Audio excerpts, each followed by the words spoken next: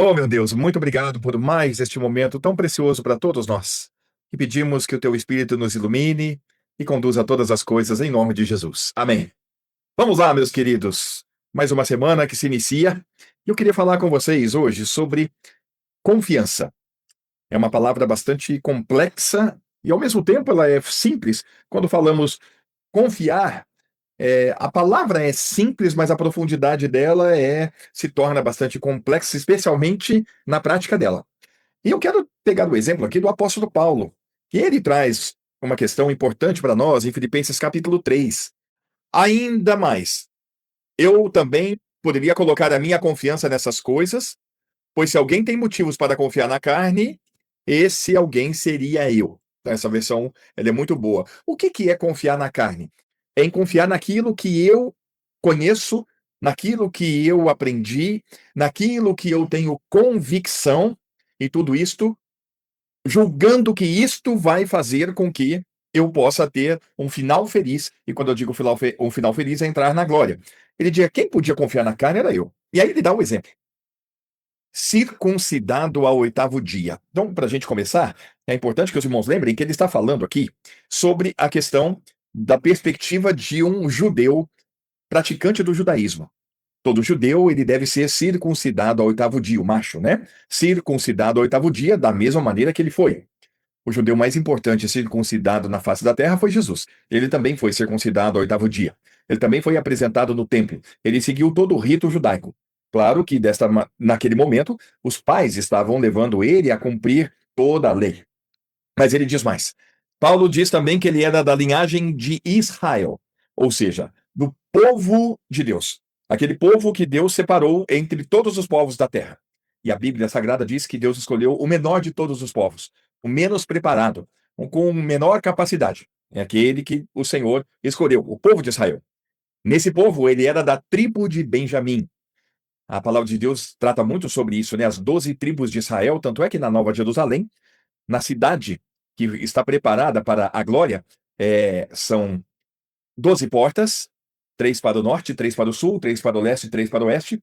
Em cima de cada porta tem o nome de uma tribo. Então, com certeza, está o nome de Benjamim em uma das portas. E ele então diz: eu sou da tribo de Benjamim.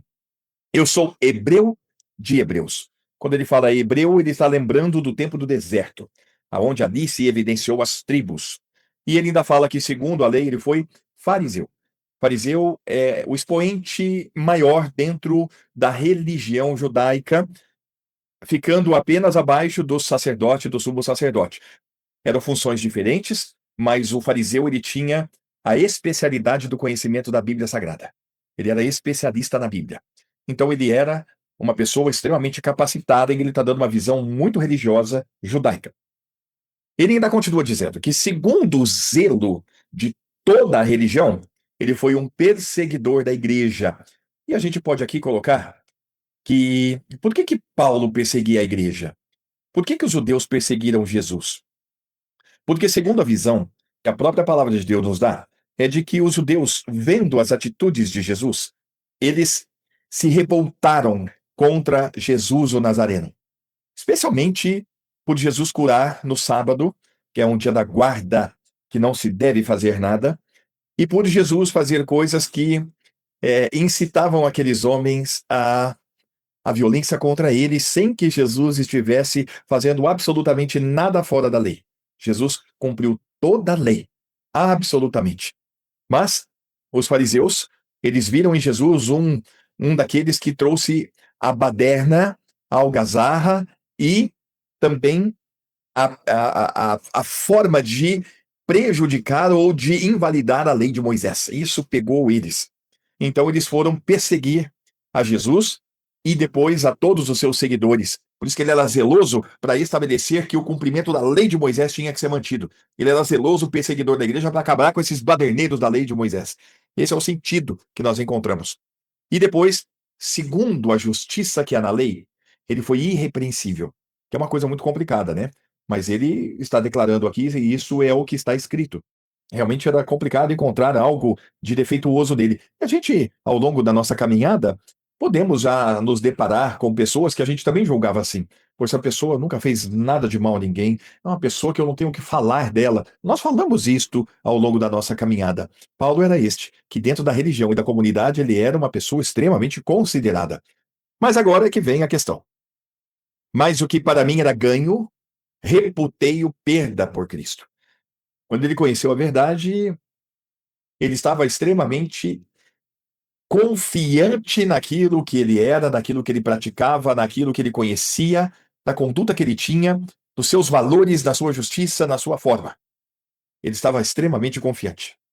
Mas ele diz aqui que ele teve que reputar perda por Cristo tudo aquilo que para ele era ganho. Essa tradução ela é um pouco mais difícil de entender, mas o que para mim era lucro, considerei perda por causa de Cristo. Porque eu achava que isso era uma coisa muito boa, era um lucro que eu tinha de ter toda essa prática. Quando eu conheci Jesus, isso não valeu nada. E só para que a gente possa avançar um pouquinho, na outra versão da King James, todavia o que para mim era lucro, passei a considerar como prejuízo por causa de Cristo. Olha que bacana quando essa palavra entra agora. Prejuízo. Ou seja, em relação à salvação e em relação ao nosso conhecimento da verdade, quando conhecemos a verdade, ele viu que tudo aquilo que ele praticava, que ele conhecia, que ele confiava, ele mesmo considerou que isso prejudicaria ele para conhecer a Cristo. Ele teve que abrir mão disso tudo. Abrir mão de confiar nele, em tudo que ele conhecia, que ele possuía, para poder ganhar a Cristo. E aí ele vai explicar aqui no versículo 8. Continuando aqui na King James. Mais do que isso, compreendo que tudo é uma completa perda quando comparado à superioridade do valor do conhecimento de Cristo Jesus, meu Senhor, por quem decidi perder todos esses valores, os quais agora considero como esterco a fim de ganhar a Cristo. Ele está falando isso em relação à salvação da sua alma.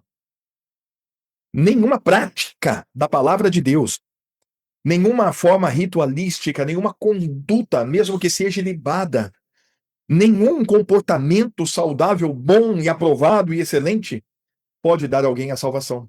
Por isso que ele colocou que era um prejuízo quando ele conheceu a Cristo. Porque isso prejudica muitas pessoas a continuarem confiando nelas mesmas, ao invés de considerar que toda prática, ou qualquer conduta, qualquer valor, qualquer coisa que carregamos, pode nos colocar no céu, a não ser a Jesus. Então é preciso considerar tudo como um esterco, tudo como perda, tudo como sem valor, para que você possa ter a excelência do Senhor Jesus. E aí sim, então olha só para lembrar o final, a fim de ganhar a Cristo. Olha que lindo agora. A ser encontrado nele. Oh, meu amado, essa é a bênção. Cristo em mim, eu em Cristo Jesus, é ser encontrado nele. Por isso que ele disse: vinde a mim, não tendo por minha a justiça que procede da lei. Aí que ele pondera. A entrada no céu não dá pela minha justiça de cumprir a lei. Isso não vai me colocar no céu. Pode ser e deve ser algo praticado para o nosso bem aqui, como um cidadão, como uma pessoa honesta, mas de maneira nenhuma isso pode ser colocado na balança da nossa entrada no céu. Isso serve para cá, mas para o céu só tem um jeito, meu amado, nascer de novo. E aí ele diz: mas sim, aqui é outorgada por Deus mediante a fé. Olha que bonito, outorgada por Deus. Vamos ver a corrigida fiel, ela vai falar assim: e seja achado nele, não tendo a minha justiça que vem da lei, mas a que vem pela fé em Cristo. A saber, a justiça que vem de Deus pela fé. O homem só pode receber a justiça de Deus, ser justificado pela fé no Evangelho. E aí, nada do que a gente aprendeu neste mundo, nada do que a gente carregou até hoje, nada do que aprendemos aqui neste mundo vai conceder a nós a nossa entrada no céu. Eu quero deixar bem claro isso, porque esse é o assunto que ele está tratando. Porque às vezes podemos confundir com as coisas daqui. Não, está falando da entrada do céu. Para conhecê-lo. E o poder da sua ressurreição, que coisa maravilhosa. E a comunicação de suas aflições, sendo feito conforme a sua morte. Aqui ele entra no Evangelho. Para conhecê-lo, vamos ver a King James aqui como é que ela está. Para conhecer Cristo. E o poder da sua ressurreição. E a participação nos seus sofrimentos, identificando-me com ele na sua morte. Aí está o novo nascimento. Aí está a revelação gloriosa. Conhecer e ser achado nele é isto. O Senhor Jesus nos atraiu em seu corpo. Essa é a loucura da pregação, né? Ele nos atraiu no corpo dele lá na cruz. Ele nos levou com ele para a cruz. Nós fomos crucificados com ele, identificados com ele na sua crucificação, na sua morte, no seu sepultamento e na sua ressurreição. É assim que ele nos faz nascer de novo. É assim que nós temos a graça de participar da sua morte para acabar com tudo isso que carregamos. E é claro que Deus fez isso quando te fez nascer de novo e a mim também. Agora precisamos estar sempre aqui atentos, atentos, né? Para não, em nenhum momento, ou é claro que acontecerão momentos em que a gente dá uma esquecida e, poxa, e confia, eu não, eu vou, eu posso. Só lembra disso. Agora em Cristo Jesus, tudo posso, mas é em Cristo que me fortalece. Antes eu confiava em mim. Antes eu confiava na minha força. Eu confiava na minha capacidade. Eu confiava. Isso era estimulado hoje. Quantos livros que não tem de autoajuda, autoestímulo e auto com U? Porque o bom é quando a gente aprende a autoajuda vindo do alto, o alto com L. Né? A ajuda tem que vir lá de cima. Porque a capacidade dele, a força dele.